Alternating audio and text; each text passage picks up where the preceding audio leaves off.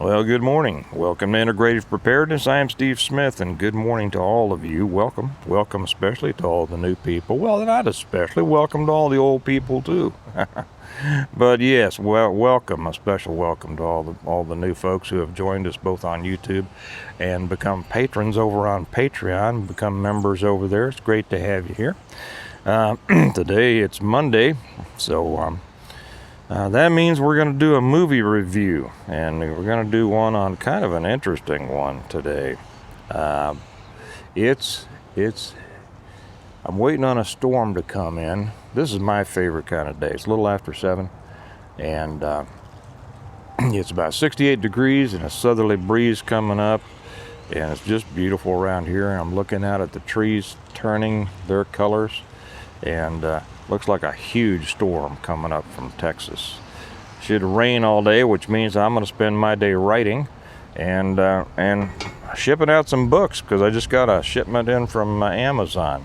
And that makes me remind you all that this is brought to you by my books, the Stonemont series, available from Amazon or from me, autographed copies. That's what I'm doing today, autographing a bunch of copies and sending them out to the folks. And also, I think I got some t-shirt orders in.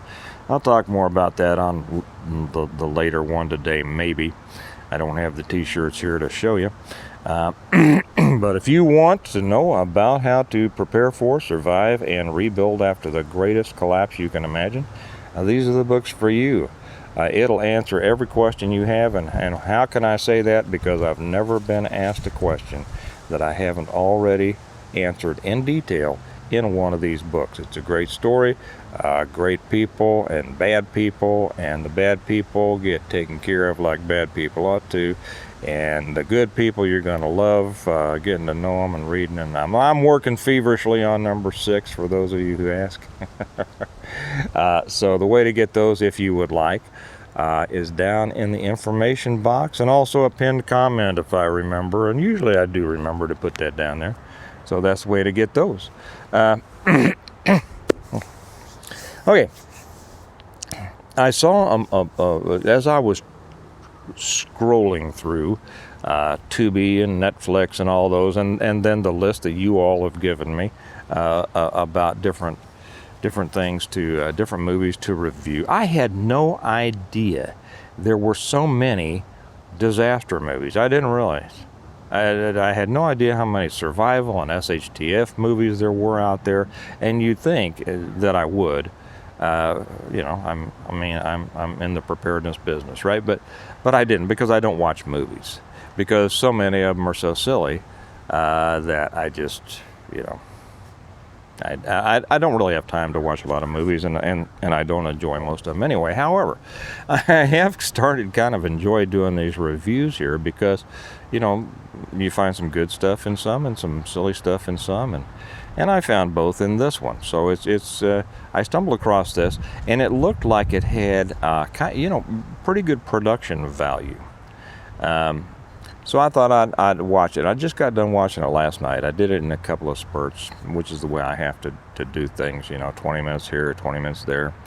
And so when I saw it, it had an interesting concept.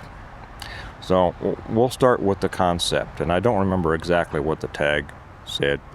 And by the way, you can find this, I think, on Tubi, or for our people who are patrons, I'll put the link down there in the body of or in the information section of the Patreon review. So it says something like a group of college friends come back together for a reunion at the end of the world, and then they deal with a number of challenges, trying to survive, blah, blah, blah. Okay. What I found initially interesting about it was that it didn't seem to come at survival from these. It didn't seem to be a big blow 'em up and horrible things happening, and violence and despair like The Road, and some of those. It seemed like it was going to be a little, should I say pleasant? You know, the end of the world may not be pleasant, although if you read my books, it wasn't bad for them. Steve, that's not how it would really work. It's going to be horrible. Well, that depends on how much you prepare, right? I mean, it does go back to that, and you have to accept that. Not everybody is going to suffer the same, just like not everybody suffers the same in the world today. It depends on the steps you've taken to prepare yourself to either live well or not live well. So anyway, I said that's an interesting concept. Well, what we see is that the movie begins, and I'm not going to give away. I'll tell you at the end of this whether I think you should watch it or not. But I'm not going to give away. I'll try not to give away any spoilers, if spoilers there are. So we start with this a text or something, I forget what it was, a message coming out, goodbye world, goodbye world. Everybody's getting this goodbye world on their phones, and then things start shutting down, and we see these. There was a group of people who were friends in college, real techie stuff. I mean, you know, Caltech, MIT kind of stuff. They come from different backgrounds. The two have kind of a place up in the mountains. I don't know what state it's in. Kind of up in the mountains. They're back to nature, back to earth people. They've got a cabin up on the mountain. You know, it's all run by solar. They're raising their daughter homeschooled. But they're smart people, very smart people. They've decided to separate themselves from the world. So they run on solar, and they're raising their gardens and, you know, have their well and all that. They're very well set up, like, you know, like we talk about. Like most people who are into preparedness kind of have a goal for that. Good setups. Well, as the introduction of the movie progresses, you know, one by one, the people who are their friends from college, they show up at this, and when we find out that well, there was kind of agreement that if anything ever happened, that this is where they would all come and meet. You know, we're all familiar with that concept. I've talked about people in my family having the same idea at a certain location that we have. If it all goes up, we all meet at such and such a place. So they all come together, and the first warning that I'll give here is you're not going to like most of these people. You are not going to like them. I didn't like any of them, really. Well, the couple that finally takes off later, I kind of saw something in them, but these are not people you would want to hang around. Okay, so there was, we see them coming together. Their first night, they're drinking wine. You know, these are millennials, and I use that in the worst sense of the word. I mean, I know people that fall into that millennial category. You know, that are just great people, just jam up folks. I'd want them in my group any day of the week. These are not those. These are the picture of arrogant entitlement, and and to kind of see them go through this is almost pleasurable, except for the fact that they're not really dealing with a lot of survival things. You know, there's a couple of scenes where a couple of guys who say that they're all dressed up, you know, and they say they're from the National Guard and they're to get an account of what, you know, food resources these people have for redistribution, and we, you know, whether that's legit, we don't know. I had a big section in my first book, The Reversion, on that. I did it much better than this movie did, to be real honest. And then there's some later in the movie, some friction with some people who lived down the hill who needed some medicine and came up, but our little anti-hero up on the hill, he wasn't letting go. He's got this big, he's got his stockpiles, he's got his everything, he's got antibiotics, he's got it all, right, except for one thing. In one scene, they're all sitting at a table, and somebody, and it was after these so-called National Guard came by, and so they're all sitting around a table wondering, what should we do? What should we do? And one says, they've got guns. And then one of our little millennials pulls out and says, I have a gun. And they all looked at him shocked, like, oh my gosh, how could you bring it? And our little anti-hero, the guy that owns the house, he says, how could you bring, and somebody says, and it's loaded. So our little guys, how could you bring a gun into my house? So you get the idea, of what kind of people these are. So you start kind of wishing, hoping that they'll all get waxed. And the movie, I never watched any of those movies that everybody else in the world did, the coming of age, the coming back of reunions of college friends. I always found those, even the thought of them, I never watched any of them, but when I would see the trailers, it just looked painful to watch and a waste of my time. Why would I want to watch a bunch of neurotics, entitled neurotics, come back together and talk about things that they think are major problems, because they're so weak, So they spend a lot of time drinking wine and token and all of their little personal problems come out, problems from their past and problems with, the things that they are going through, that really wouldn't be a problem for most people because, I won't say that. Maybe they would be a problem for most people. I don't know.